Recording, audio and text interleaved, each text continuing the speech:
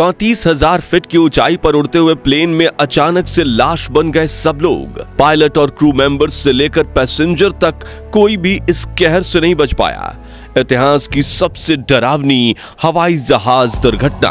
दोस्तों, हवाई जहाज को दुनिया का सबसे सेफ ट्रांसपोर्ट सिस्टम माना जाता है। आप साइकिल चलाते हुए भले ही मौत का शिकार हो जाएं, लेकिन हवाई जहाज में दुर्घटना होने के चांसेस ना के बराबर होते हैं। फिर भी कई बार कुछ लोगों की गलतियां या लापरवाही से हवाई जहाज भी एक्सीडेंट का शिकार हो जाते हैं, और जब ऐसा होता है तो फिर लाशों के ढेर लगते हैं। साथ ही एक हैरान करने वाली प्लेन क्रैश इंसिडेंट की कहानी हम आज आपको सुनाने वाले हैं, जिसने पूरी दुनिया को सकते में डाल दिया था। यह दुर्घटना किसी गलती से हुई, और ऐसा क्या हुआ कि इन लोगों ने जमीन से 34,000 फीट की ऊंचाई पर ही दम तोड़ दिया। जानने के लिए वीडियो को अंत तक जरूर देखिएगा। दोस्तों, ये बात है आज से 18 साल पुरानी। 14 अगस्त 2005 का यह दिन था, और सुबह के समय हेलियोस फ्लाइट 522 साइप्रस के लांक्रा इंटरनेशनल एयरपोर्ट से ग्रीस के एथेंस इंटरनेशनल एयरपोर्ट के लिए उड़ान की तैयारी कर रही थी। सब कुछ बिल्कुल ठीक और नॉर्मल था, जिसके बाद सुबह 9:07 पर इस फ्लाइट ने टेक ऑफ किया। इस प्लेन के अंदर 115 पैसेंजर्स और 6 क्रू मेंबर्स सहित कुल 121 लोग सवार थे। प्लेन के पायलट हांस जुर्गेन मार्टिन को 16,900 फ्लाइट आवर्स को और को पायलट पैम्पोस कार्ला लैम्बोस को 7,549 फ्लाइट आवर्स का अनुभव था।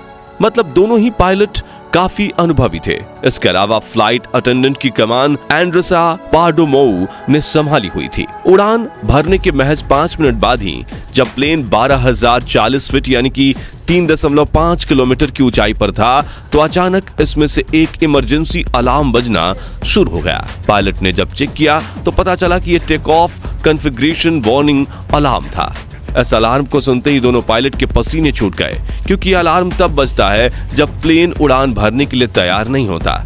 अब ये 12,000 फीट ऊंचाई पर क्यों बज रहा था, इसका दोनों पायलट को कोई अंदाजा नहीं था। ऐसे सिचुएशन में पायलट ने ATC यानी कि एयर ट्रैफिक कंट्रोल से संपर्क करना ही बेहतर समझा। मगर पायलट अभी ATC को अपनी प्रॉब्लम बता ही रहे थे, तभी कॉकपिट में मौजूद दूसरे कई सारे अलार्म्स एक साथ बजने लगे, और इनका शोर इतना ज्यादा बढ़ गया कि ATC को पायलट की आवाज आना ही बंद हो गई। हर बीतते मिनट के साथ पायलट्स की दिक्कत बढ़ती ही जा रही थी।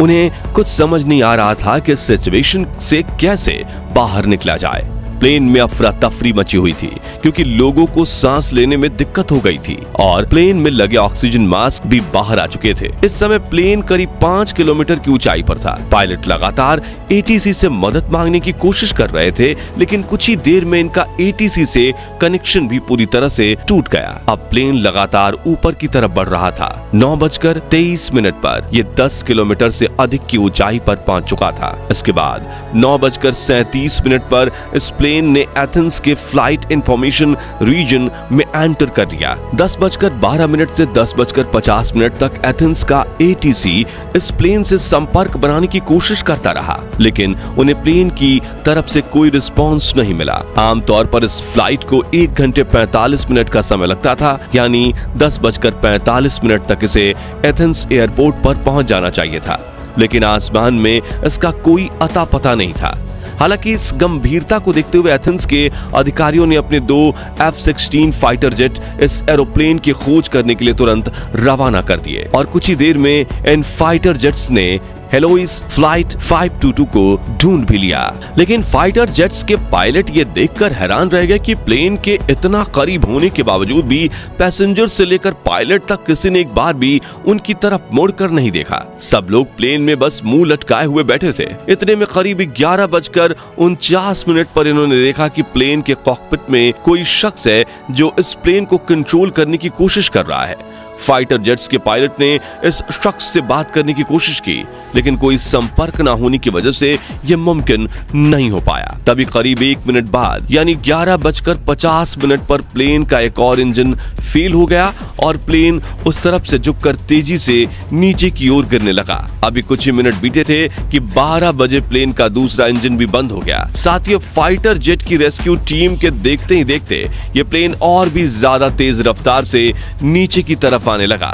पायलट सीट पर बैठे उस शख्स ने इसे कंट्रोल करने की हर संभव कोशिश की, लेकिन 12:04 पर यह प्लेन ग्रामाटिको की पहाड़ियों में क्रैश हो गया। इसमें बैठे सभी 121 लोगों की मौके पर ही मौत हो गई। इस प्लेन के क्रैश होने की खबर ग्रीस के साथ ही पूरी दुनिया में आग की तरफ फैल गई। घटना की साइट पर रेस्क्यू ऑपरेशन भेजा गया और सभी डेड बॉडीज को प्लेन से निकाला गया। इन मृतकों के शरीर का जब पोस्टमार्टम किया गया तो उससे एक ऐसी चौंकाने वाली बात सामने आई जिससे सबके होश उड़ गए। दरअसल डॉक्टर्स ने बताया कि प्लेन में मौजूद पायलट समेत लगभग सभी लोग इसके क्रैश होने से पहले ही मर चुके थे। ऐसे में सबसे पहला सवाल जो लोगों के मन में उठा वो ये कि अगर पायलट पहले ही मर चुके थे तो इस प्लेन को इतनी देर तक कौन उड़ा रहा था। असल में दोस्तों ये शख्स कोई और नहीं बल्कि फ्लाइट अटेंडेंट एंड्रस ही थे। एंड्रस कोई एक्सपर्ट पायलट तो नहीं थे, हाँ, लेकिन जब प्लेन क्रैश हो रहा था तो वो इसे घनी आबादी वाले इलाके से दूर ले जाने में सफल रहे। मगर अभी भी इस हादसे के मुख्य जड़ तक पहुंचना बाकी था और वो ये कि इतने सारे लोग आखिर अचानक से अपनी सीट पर बैठे ही कैसे मर गए। इस क्रैश की छानबीन पूरे जोर शोर से चल रही थी। तब इस केस के इन्वेस्टिगेशन पर काम कर रहे एक ऑफिसर की नजर कंट्रोल पैनल में मौजूद एक ऐसे बटन पर पड़ी जिसे देख ऑफिसर अपना सर पकड़ चुका था। यह बटन प्लेन में प्रेशर को सेट करने का काम करता है। इस बटन को देखते ही ऑफिसर को पूरी कहानी समझ आ गई। असल में यह बटन प्लेन के अंदर हवा के प्रेशर को कंट्रोल करने का काम करता है। आमतौर पर यह बटन ऑटो मोड पर ही रहता है, लेकिन यहाँ पर यह बटन ऑटो की जगह मैनुअल पर सेट था। असल में हुआ क्या कि इस फ्लाइट के एक दिन पहले जब यह जहाज अपनी रूटीन सर्विस पर गया तो वहां के एक टेक्नीशियन ने गलती से इस बटन को मैनुअल मोड पर करके छोड़ दिया। ऐसे में जब फ्लाइट ने टेक ऑफ किया तो प्लेन के अंदर ऑक्सीजन का लेवल बहुत तेजी से कम होने लगा।